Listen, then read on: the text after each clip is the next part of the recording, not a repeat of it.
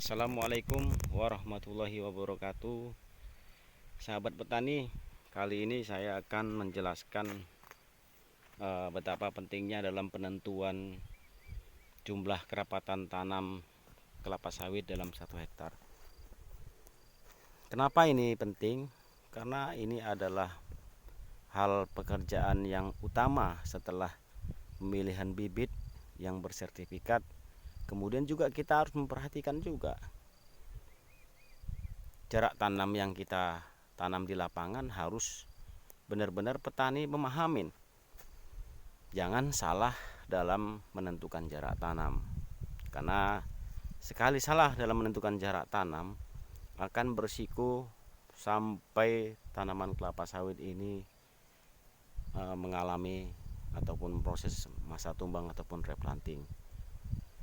Tanaman kelapa sawit kalau terlampau rapat, jarak tanamnya dia akan mengalami masa etiolasi kalau disebut, ataupun sering dikatakan kalau dalam jarak tanamnya terlampau rapat, ke depan akan dilakukan thinning out ataupun penjarangan.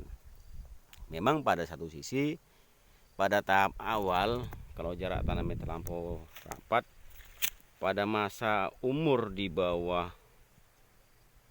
10 tahun tanaman satu sama lain belum merasa terlampau tertutupin atau terlindungin atau terlampau rapat, dan produksi juga belum menunjukkan hal yang mengalami penurunan karena matahari masih cukup.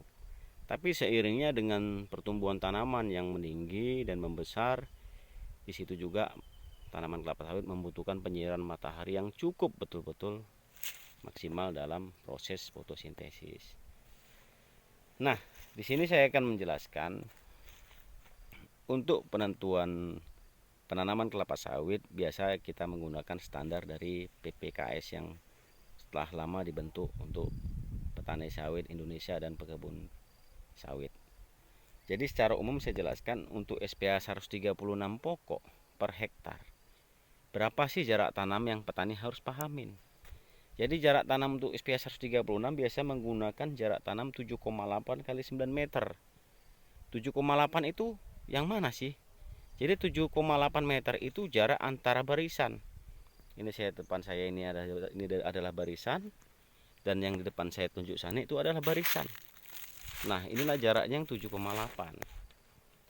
Jadi yang 9 meter yang mana? Yang 9 meter adalah di dalam barisan. Seperti ini pohon depannya barisannya, dan dalam barisan yang itu yang 9 meter juga mengarah ke dalam. Tapi dalam hal ini saya menggunakan di sini jarak tanam dengan ataupun SPH 143, dan dengan kondisi pemakaian areal tidak memungkinkan 143 karena di sudut areal pasti ada petani jumpain yang tidak masuk karena belum tentu semua areal petani itu membentuk petak sabun. Jadi di sini kami menggunakan rata-rata SPH 140 pokok. Jadi jarak yang digunakan dalam 143 ini yang kami gunakan jaraknya 7,69 jarak antar barisan, dan di dalam barisan yaitu 9,09 meter. Nah, seperti itu.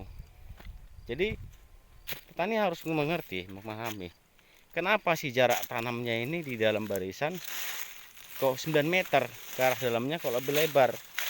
Kenapa kok ke arah ke antar barisan dia lebih kecil? Karena kenapa ini harus jarak dalam barisan tanaman sawit dia harus 9 meter? Karena pada prinsipnya tanaman kelapa sawit ini membutuh cahaya yang cukup untuk dalam pembentukan pertumbuhan tanaman kelapa sawit agar supaya standar dan maksimal. Makanya di dalam barisan ini dibuat 9 meter agar penyinaran matahari pada dalam barisan tanaman sawit yang nampak seperti ini adalah mata 5, sahabat petani. Mata 5-nya itu ya ini ketemu dengan yang di sana, dan yang di sini juga ketemu dengan yang barisan sana, jalur sana, maaf. Dan juga ini barisannya lurus dan juga ketemu dengan yang di sana. Jadi seperti membentuk memang mata 5. Jadi sahabat petani, jangan sampai salah dalam menentukan jarak tanam. Sekali salah, berikutnya sampai akhir tanaman sawit ini tumbang, petani akan mengalami cukup kerugian cukup besar. Jadi sahabat petani, gunakanlah jarak tanam yang telah ditentukan. Jadi yang umum digunakan juga standar yang PPKS yang kita gunakan, sahabat petani. Jangan menggunakan jarak tanam di bawah standar yang telah ditentukan. Dan beda juga pada areal terasan ataupun berbukit, umumnya menggunakan SPH 132 dan juga ada yang menggunakan 120 maksimal. Kenapa? Karena di daerah bukit juga membutuhkan cahaya yang cukup, sehingga kita tidak bisa standarkan dengan jumlah pokok yang ada di tanah areal rata.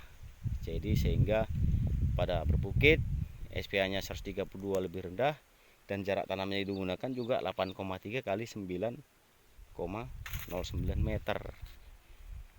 Jadi mudah-mudahan sahabat petani bisa memahamin dalam menentukan jarak tanam kelapa sawit.